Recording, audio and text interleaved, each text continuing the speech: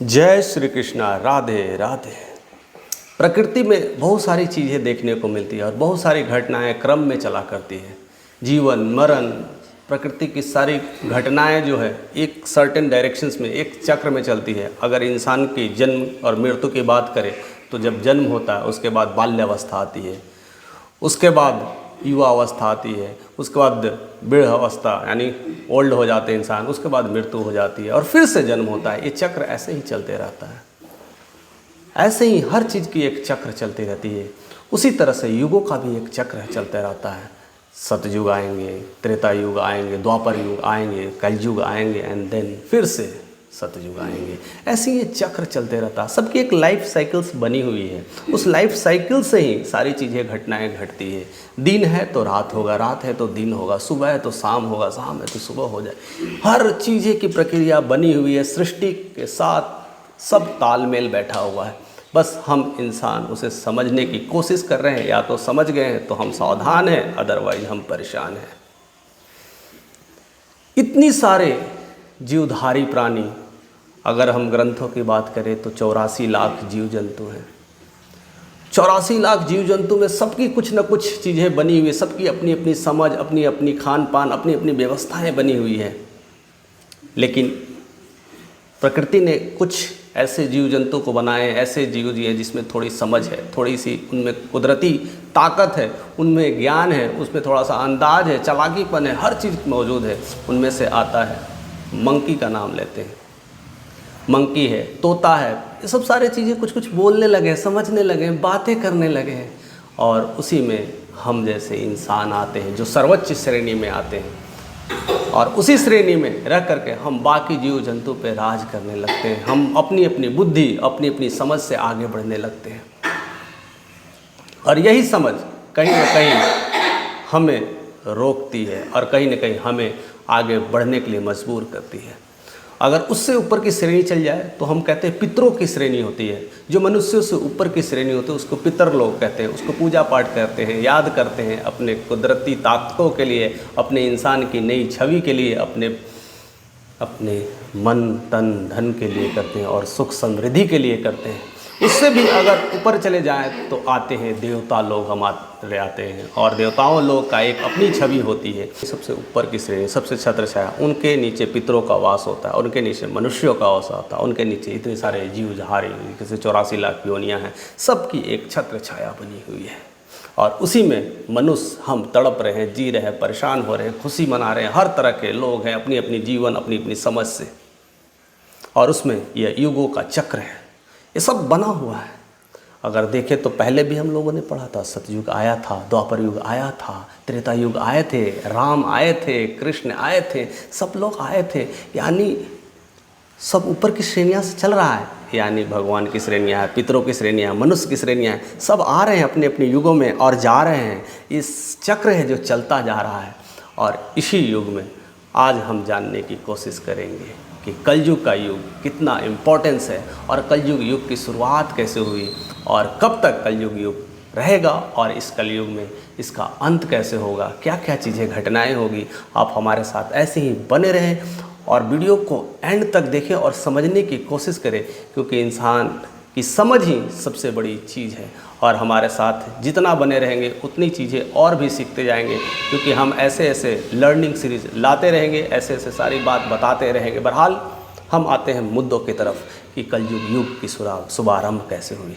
ऐसा तो कई सारे ग्रंथों में लिखा गया, सांकेतिक चिन्ह भी बताते हैं। आप रामायण पढ़ लीजिए, आप भगवत गीता पढ़ लीजिए, आप विष्णु पुराण पढ़ लीजिए, भविष्य मलिका पढ़ लीजिए, गरुड़ पुराण पढ़ लीजिए, वेद पढ़ लीजिए। कई शास्त्रों में, ऐसे ग्रंथों में कहीं न कहीं कलयुग की सांकेतिक रूप से बता दिया गया है। और कहीं न कहीं वैसी घटनाएं पहले से ही लिख दी गई है। ये तो पता है ना, चक्र, मैंने बार बार कहा है, चक्र का ही देन है। अगर चक्र है तो चलेगा, आएगा। और जिनकी ये समझ हो जाती है वो सारे चक्र को देख लेते हैं, उसी चक्र के अकॉर्डिंग्स वो चीज़ों को लिख देते हैं। और वही लोग सबसे ज़्यादा बुद्धिजीवी लोग होते हैं, विद्वान होते हैं, हमारे ऋषि मुनि वैसे गुणी लोग होते हैं जो इनकी समझ रखते हैं और वो चीज़ें लिख देते हैं। और वही ग्रंथों में हम पढ़ते हैं और चीज़ों को समझते हैं।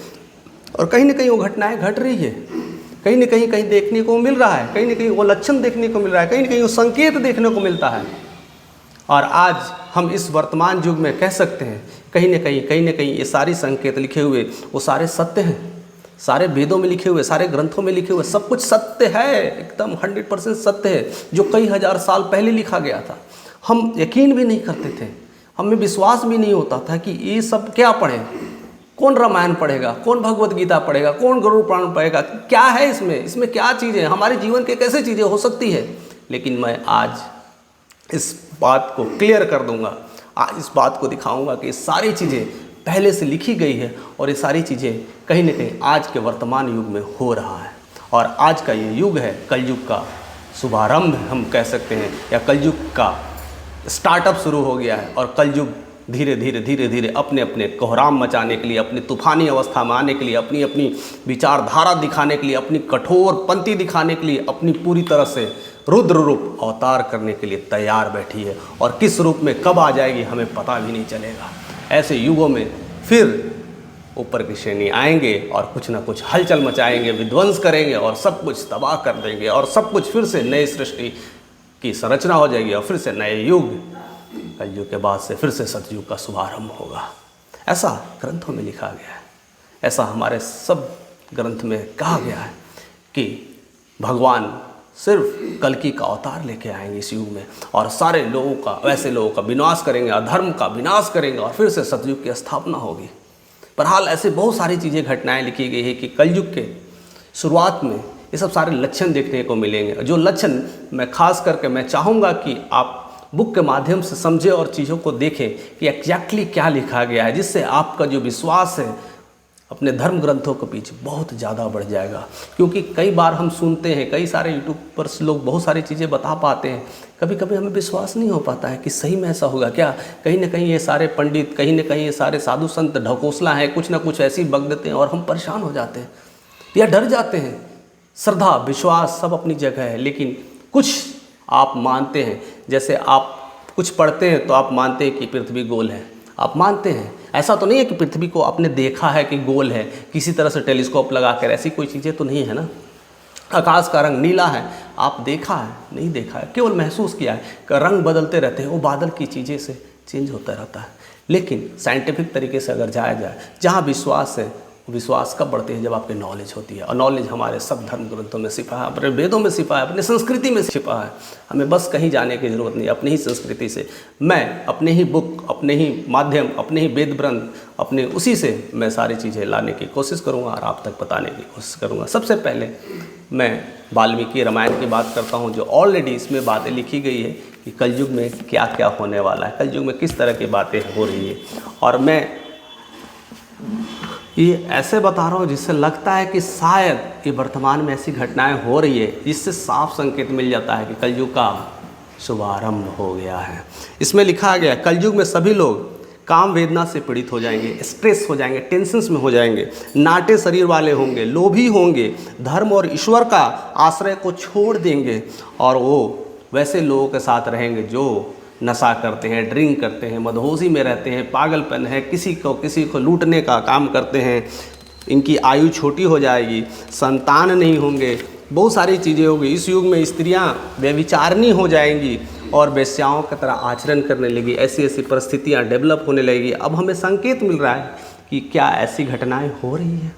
और भी आगे लिखा गया है, पति आज्ञा का अनादर करेंगे, सदा एक दूसरे के घर आया जा नहीं करेंगे, दुराचारी पुरुषों से मिलने की व्यवस्था करेंगे।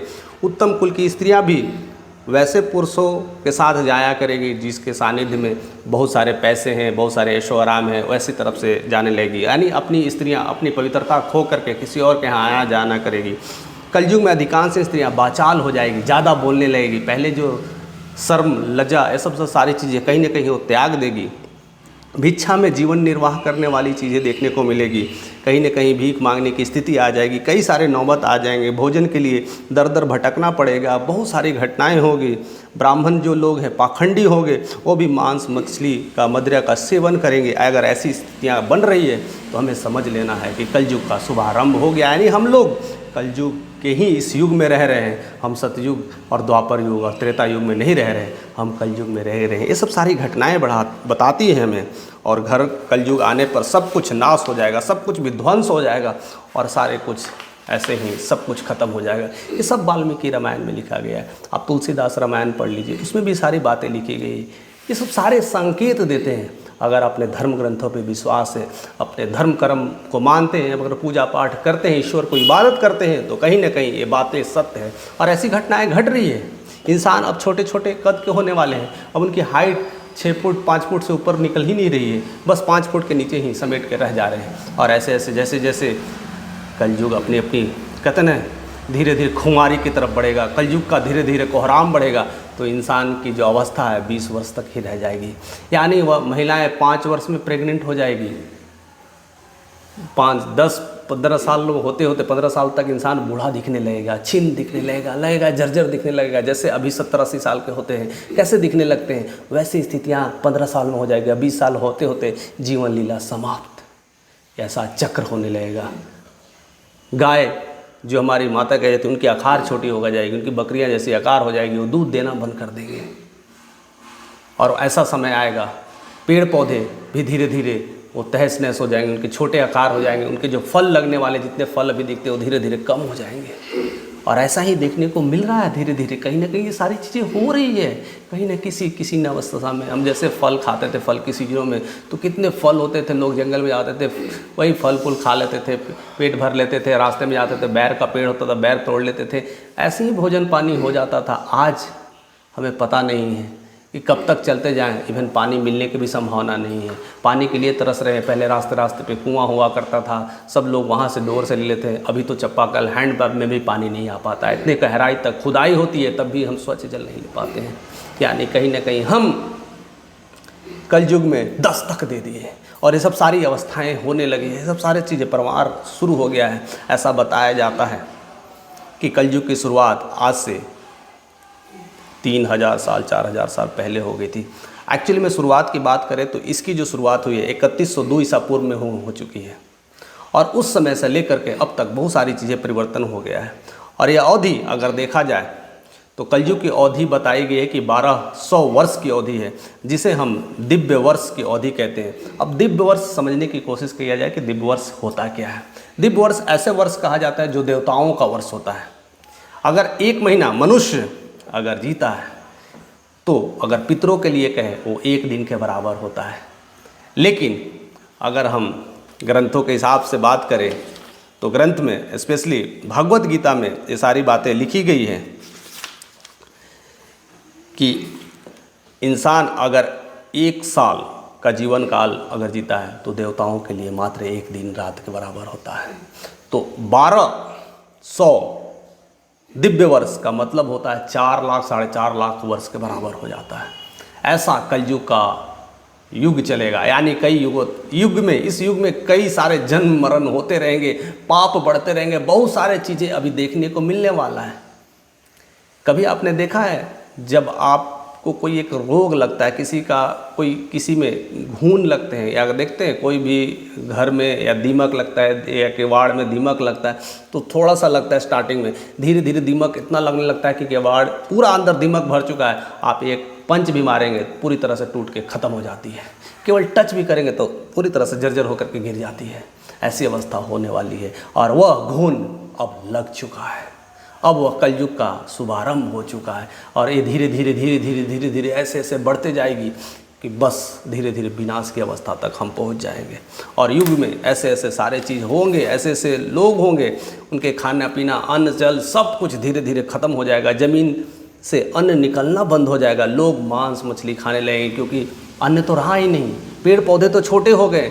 स्त्रियाँ भी आपका सहयोग नहीं देगी। स्त्रियां वैसे जगह रहना पसंद करेगी जहां जिनके पास पैसे हैं, जिनका साम्राज्य है। वही इंसान आज वर्चस्व जमाएगा, जिसके अंदर पावर है, शक्ति है, वही लोग राज करेंगे। बाकी सबकी स्थिति जर्जर हो जाएगी, संकट वाली स्थिति हो जाएगी, भीख मांगने की स्थिति हो जाएगी। बलवान लोग ही टिकेगा, राज करेगा। एक भाई दूसरे भाई को मारना शुरू कर देगा, बाप बेटे का मारना करेगा, बेटा बाप को मारना शुरू कर देगा। हर जगह तबाही का मंजर होगा, एक दूसरे को लूटने की बात होगी। शास्त्रों से विमुक्त हो जाएंगे, धर्म का नाश हो जाएगा, स्त्रियां पुरुष अधर्मी हो जाएंगे, लोग पागलपन के नशे में जीने लगेंगे, वैदिक युग का अंत हो जाएगा, सब कुछ तहस नहस बर्बाद भी हो जाएगा, घोर कलयुग सा आएगा, महाप्रलय छाएगा, सब कुछ विध्वंस होकर रह जाएगा।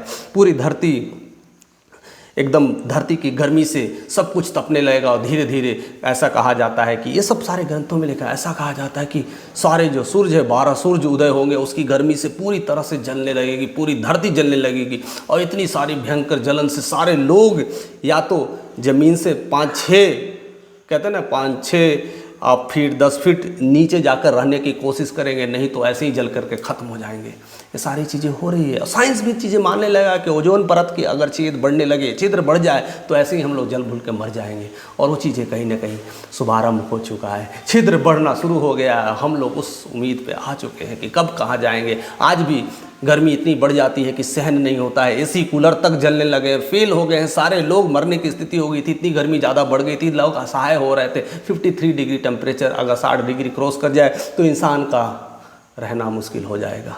तो ये सारी इंडिकेशंस हो रहे हैं, सारी चीज़ें घटनाएं घट रही है, और ऐसे युग में सब लोग धीरे धीरे जल के मर जाओगे। लगातार गर्मी बढ़ते जाएगा और धीरे धीरे सब कुछ जलभग्न होने लगेगा। फिर लगातार 12 वर्षों तक बारिश होगी, बारिश होते होते सब कुछ जलमग्न हो जाएगा, सारी चीज़ें तबाह हो जाएगी, सब शांत हो जाएगा, सब खत्म हो जाएंगे, और उसके बाद से फिर से नए युग की शुरुआत होगी। यानी इस चक्र का अंत होगा और फिर से सतयुग की शुरुआत होगी, क्योंकि चक्र अपनी स्थिति में चलते रहता है। जैसी स्थितियाँ थी वैसी स्थितियाँ फिर आएगी, सब अपने परिवर्तन का नियम है, वो चलते रहता है, चलते रहता है।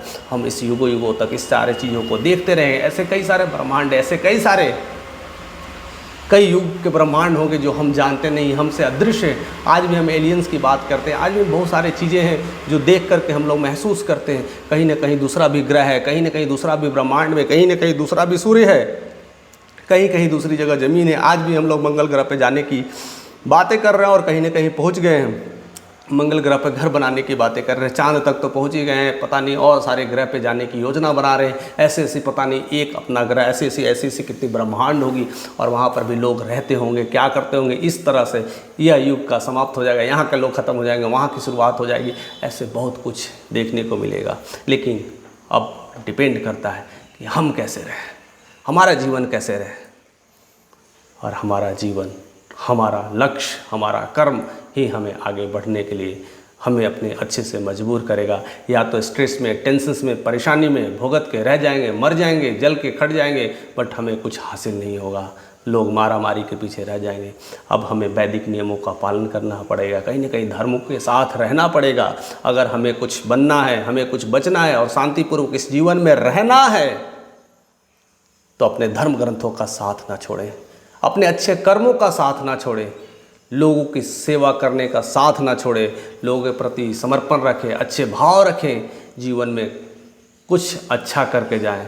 नहीं तो जीवन तो ऐसे ही जाना का नाम ही है, जीवन तो ऐसे ही जाएगा, चाहे आप कुछ करें या ना करें, जीवन का तो काम है, आना और जाना लगा रहेगा। आप कहाँ पर आए हैं, कहाँ पर जाएंगे, इसकी आपके ही सोचना पड़ेगा कि हम इस कलयुग में क्या क्या करेंगे। ऐसे में ही बहुत सारे, मैंने शुरू से बोला था कि कई सारे ग्रंथों की बात की गई, उसी में भगवत गीता में भी ये बातें लिखी गई है और सारी चीज़ें बताई गई है कि क्या क्या होने वाला है। उसमें भी मैं सारी चीज़ें कुछ लाइनें ऐड करके बताना चाहता हूँ कि इसमें एग्जैक्टली डेट लिखा गया है कि ये जो वर्ष है 4,84,000 वर्ष तक चलेगा, यानी कलयुग का युग। कभी कभी इसमें तो और भी बहुत सारी चीज़ें बातें लिखी गई है और कई सारे युगों का परिवर्तन लिखा गया है। इसमें दिव्य वर्ष की बातें की गई है और इसमें कहा गया है कि विगत 4,000 वर्षों से हम भोग रहे हैं कलयुग की बात, सारे भगवद गीता में लिखा गया। यानी हम लोग कहीं ना कहीं अगर देखा जाए तो इस कलयुग की स्थिति में रह रहे हैं, यानी हम ऑलरेडी 4,000 वर्षों से भोग रहे हैं, जिसमें कलह, अज्ञान, अधर्म, पाप प्राधान्य रहता है, सदाचार का प्रायः लोप हो जाता है। यह युग 4,32,000 वर्ष तक चलता रहेगा, जिसमें अभी हम लोग 4,000 वर्ष ही क्रॉस किए हैं। अभी तो हमें इस जीवन में इस कष्ट को झेलना है,